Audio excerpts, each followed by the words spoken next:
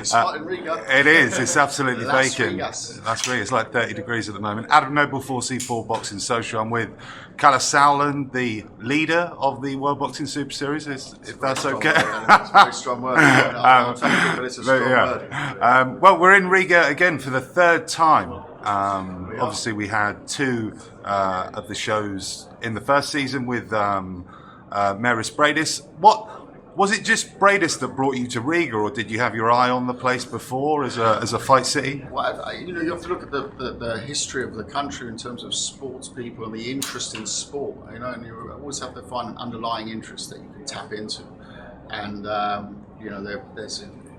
it's a very sporting country to start with, but it's obviously Maris is the guy, the sort of the pin-up boy, as you like, who is the one that draws. But through that draw, you try and tap into further interests. We have a big undercard on Saturday with some of the best Latvian talents on there. The up and comers. It's a good if fight. I compare that undercard, the talent, the depth in Latvian boxing, let's say when we did the first show, it's already much stronger. So that is a direct effect from bringing international boxing in. There's a lot of local events. I know there's a big promoter at LNK Boxing. Yeah, I was just about to come on to that, actually. Yeah, they're doing big shows here, and she's just sitting over there. So I'm there he say is. hello, LNK Boxing. And but in general, being serious, it's a tough job to bring boxing through, because when you go to a country like that, it's not a football club. You don't work under UEFA. You don't have the Champions League pot or qualifiers you can try and get into and make money.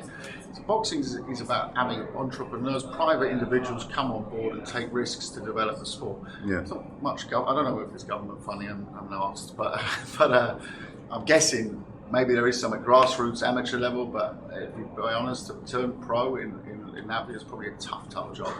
So I think you need people to support it at grassroots, and what we try and do is create the interest at the high end, and that hopefully will bring forward. And that was always the goal of the Ali Trophy, was to travel into new countries. Yeah. Well, you were talking about LNK Boxing there. I've noticed on this show you're working much more closely with them in terms of their undercard. It's kind of like an LNK boxing event on the undercard.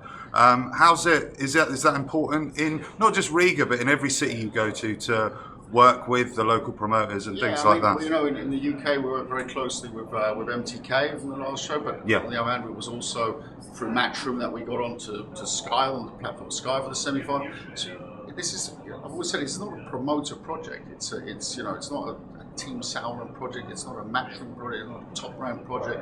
It's simply a tournament that sits in the ecosystem of boxing, which is open for all promoters. There's no promoter that the World Boxing Super Series won't work with. And in fact, if I go through it, we've had everything from Heyman fighters to Warren fighters to Eddie Hearn fighters. It's not about it, because it's very difficult to stop a kid going into the tournament. You're going to say the tournament's great. It's great for the promoter as well, by the way. They're normally on a percentage, good money on good prize money. Have their guy tested at the highest level, put on the platform, and hey, is K2 Promotions moaning that Alexander Usyk went into the World Boxing Super Series? Is Eddie Hearn moaning that Callum Smith went into the World Boxing Super Series? No, they both came out with much higher market value. Higher market value. You don't need to necessarily even win it, I think Maris, through his fight with Usyk, had a career-defining fight. He fought great against Marco Huck, don't get me wrong. He became world champion. But what's his career-defining fight? His career-defining fight for most 98% of boxing fans was the Usyk fight, where he was one round. He went into that last round level pegging. Yeah, I scored it. Nicked that last round, it would have gone to the fourth official who had him out. Yeah. So it would have been a completely different setup. It was that close. So for Maris, I don't think he walked away from the first tournament or anything. So it's not about necessarily on boxing. It's always about winning, but you can get out of the tournament like Maris did. Lost unfortunately in the semi-final phase last time, and he came out a winner. And that's credit to the guys who step up. It's very easy to sit back and not go in, and wait, and okay, nick a few voluntary defences here, a few voluntary defences there, very easy. But credit to the guys who go in, all of them. Inouye announced he was in the tournament before we even spoke to him. Yeah, how did you deal with that? McDonald, and I woke up the next day, I was checking on on social media, how did I know he'd get on last night? And I saw he, obviously did a real job on McDonald, but he got in the ring afterwards and said, "I'm going into the World Boxing Super Series." And I was like, "Whoa, that's great news!" But we haven't spoken yet. So it was, that was I think the stamp of approval that for me at least, on a personal level, that I think that the World Boxing Super Series got. Yeah, it was a special moment. So there has been some sort of teething problems with the tournament. You had some issues with Baranchik talking about the fight I'll cut you short on your question because I can run through it. So, everything's hunky-dory, everything's flying, everything's great. Unfortunately, we sold our media rights worldwide to an agency called MP & Silva. MP & Silva also had the rights of the Serie A, some La Liga rights, French Open Tennis, Roland Garros. They were one of the biggest media agencies, and they went into the wall, unfortunately, for us as well. So there was suddenly a financial issue because they were paying us for the media rights, and suddenly we're sitting there. It was, I think, November, around that time last year, and on the business part of it, I'm not involved. I'm purely on the sporting side. Yeah. I had to go and explain to people what's going on. So and it was very bad that they obviously went insolvent, and for us it was we had to find a very quick fix. So as credit to the shareholders, they came up with a super fast fix, and in the end it was all fine.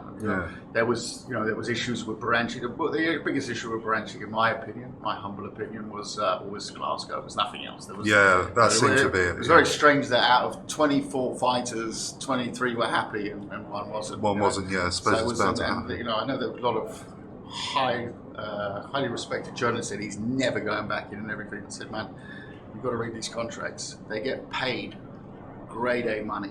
They get treated grade A. They get put on the biggest platforms possible. But at the end of the day, when you're in, and that's part of it. And I'm going to always use that example of Usyk. He fought in Germany against Marco Huck. He fought in Riga against Maris Bridis, and he fought in Russia, which at the time, if you looked on Wikipedia, were actually at war with. Yes. It was official. I don't know if they still are, but at the time it was a massive thing. There was professional athletes who were refusing to. There was a ban on Ukrainians even boxing or not boxing, performing there. So it was a big issue. But he didn't say a word. Everyone said, "Oh, he's never going to go to Russia in the final." I flew to Barcelona to meet Usyk in training camp, and he said to me, "What's the problem?" I said, "I just want to fight." Really? Okay. Yeah, I've heard completely different, like you just said. Yeah. No, there was absolutely with the fighter himself. There was, of course, boxing is always a lot of people getting fed off a paycheck. So of course, there's people who are trying to make most of it and see if there's a pound note to be earned here or there. Fair enough. That's their job. But the fighter, that's why I flew to meet the fighter himself, him and his promoter Krasub. And I just sat there and I said, "Is there an issue?" "No issue. I'm in training camp." I said, "What issue? If it's Moscow, it's Moscow." At the end of the day, you have to look at it. It's a very expensive tournament to run. People say how they finance it. Of course, it's very much in an investment stage and a growth stage at the moment as well. Yeah. But if there's, where the final's going to be? Well, at the moment, it's obviously a very big financial decision when you put the finals, because that's where your investment is taking you to. And it's getting, a feeling of mix between the financial part of it and making sure that it's a great venue for a final. People said about Saudi. Yes, Saudi was a big part of financial decision, but it was also about bringing it to a region that's never had boxing before. And guess what? Now you suddenly see lots of shows. That's what MTK doing great shows in Dubai now.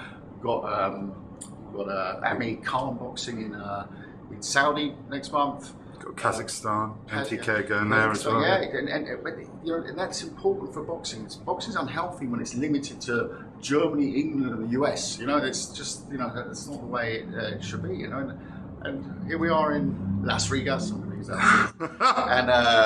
and I'm very cheesy. Las Rigas. But it's hotter than Vegas today, probably. It really is, yeah. It's big. Just quickly about, in terms of the final, in this tournament compared to the first tournament, we've seen multiple fights. So on this one we have double headers. Yeah, double headers. We had two Definitely semi-finals. Far too expensive and not possible for the final. So don't ask them to put on double headers to the final. So you'll have it'll three be separate events. Okay, interesting. So, and that's yet to be determined where that's going to be. They're on a good path. The event team is doing a great job there. They did a great job last year. You know, I help where I can from my boxing experience. Yeah. Okay. Cool. And they're amazing finals. Yes. Yeah. They will be. In terms of season 3, I have to ask you about it because I'm sure you're looking at it already. Are we going to go for 4 season 3 tournaments? Or people might have worked this one out now because people say, "Oh, this is delayed." It's not delayed. What we're going to do is switch the calendar to basically the calendar year instead of going from September to a. Well, the football, yeah. Exactly. Yeah. And a little bit. We did September last year, so we're going to look at doing it, spreading it through the year. That's the idea. And so expect probably announcements on weights. Every time I say I get held to sign, but in the near future, and probably you can see the lineups around October. Yeah. So are you going to do 3 versions of the tournament in one, or maybe 4? All after discussion from the board of Camosa. Last year they said let's go for 3. I've recommended as well. Maybe we should look at a female weight class. I think Interesting. Interested in female boxing at the moment. I think maybe we just do one. We do the heavyweights. Yeah. You never know. Maybe. We're looking at lots of different things at the moment. Lots of different things. Light heavyweights are super. You could look at the super mids again. You could look at the middleweights. Boxing's thriving at the moment. There's so many great weight classes. Super flies, amazing. Yeah. Flies are interesting as well. It would all be interesting. In terms of the light heavyweight, there has been some talk about that in the There boxing has. scene and things. How much can you tell us about that? I saw something the other day that there was a tournament plan out of Russia. Well, it's news to me. There is someone from Camosa in Russia at the moment who's speaking with the Russian Federation, who are our partners. We're going to be doing events next season as well. And it's a very early stage though. It's fair to say you're looking at all options. Yeah. And at the moment, last year was a little bit more challenging. This year I see at least 5, 6, 7 weights that you could go for. Okay, fantastic. Sky Sports, great news. This show's on Sky Sports. This show's on Sky Sports. All the 70s are on Sky Sports, and it's I think the Taylor fight was the highest rating Sky Sports show this year. So I think it shows not only Taylor but the brand, and Taylor's performance was sensational. Yeah, I'm a huge fan. Yeah. Man, amazing fighter, amazing guy, amazing fighter, and Baranchik as well. Despite all the issues we had, he was so professional. He came, he put the marbles on the line, and definitely, mate. Yeah. And he was unlucky. George said afterwards as well, it was a tough fight. And Baranchik will be back. And once again, Baranchik before the tournament, no one could spell the name. Yeah, no one really knew. It was a form of something out of East Europe. They wouldn't know what it was. They wouldn't know what to start with the word Baranchik. Baranchik now is a name. So whether he went in without a belt, he won the belt, okay, he lost the belt, but he came out with a name. A name, people, young fighters, world titles, great. Unfortunately, world titles don't always pay bills. They don't always pay bills. No, they don't. No. I tell you, I can introduce you to 100 whole world champions, but I can't introduce you to 100 people in boxing with a name who haven't paid the bills. It's a different thing. It's marketability. It's going out there. Of course, you've got to have a sporting credibility. Of course, the dream has to be the world title, but also putting yourself on that platform, the right platform to do it. Yeah. In terms of the belts, so obviously it looks like we're going to have all the cruiserweight belts in the final of this tournament. We had them in the final of last tournament. Yeah. You seem to be putting that, making that a big interest for you to sort of make those belts worth something again. Yeah, like you said, I just think it's about finding the best of the weight classes, and if that means belts, great. I think there's weights where maybe you don't need the belts. When there's enough names. Heavyweight, for example, you could probably do a damn good heavyweight tournament without the belts. Yeah, and it would be huge. It would be arguably bigger than certain heavyweight world title fights that I know going on at the moment. So, well, I've got to be careful. I mean, after the upset with Ruiz, you don't know. That was going to be my final question. About that Ruiz Joshua, you were talking about heavyweights. First time I spoke to you, you said you wanted to do a heavyweight tournament. I was in Madrid for the Champions League final. was a long-suffering Tottenham fan. And when I woke up the next day, I didn't bother watching the fight. You know, I had loads of fans coming up to me asking, "How did you see?" I said, "Oh, AJ all the way." You know, and when I woke up, first time I saw he lost, so I thought, okay, well, it was doing, but when I saw the way he lost, it was a tough one. Like he said, you know, if he lives up to the words of what he says, and he's always lived up to his words so far in his career, when he says, you know, he's a soldier, this is a blip on the way, credit to him. All great champions go and lose. The thing that would worry me as his camp would be the way he lost. You know, people are comparing it to Lennox Lewis against Rahman. They need to go and watch a bit more boxing, I'd say, before they make comments, because that was a punch. This wasn't a punch. This was pretty much an annihilation over 7 rounds. And I think that whatever he says, I think that it just didn't look right, to be honest. But at the same time, Ruiz didn't make him look right. That style didn't make him look right. So it's going to really take a lot of character for him to come out of that. But he's done it before, and I think, you know, he's a guy who picked up his gloves late. He's also a guy who probably could be playing NBA basketball, Premier League football, winning Wimbledon. He's a natural athlete, so he's got that gift. Now the question is, he's got to go into the Mincer, and McCracken is an amazing coach. So he's in the right company. I think, you know, Matchroom done a great job. He's got the right people around him. Freddie, his manager, seems to be doing a very good job. The whole team seems good, so it gives him that ability to go and come out of that hole. The question is, can he do it? And I think that's the $1 million bit. I agree. I think it's suddenly a huge fight. Yeah?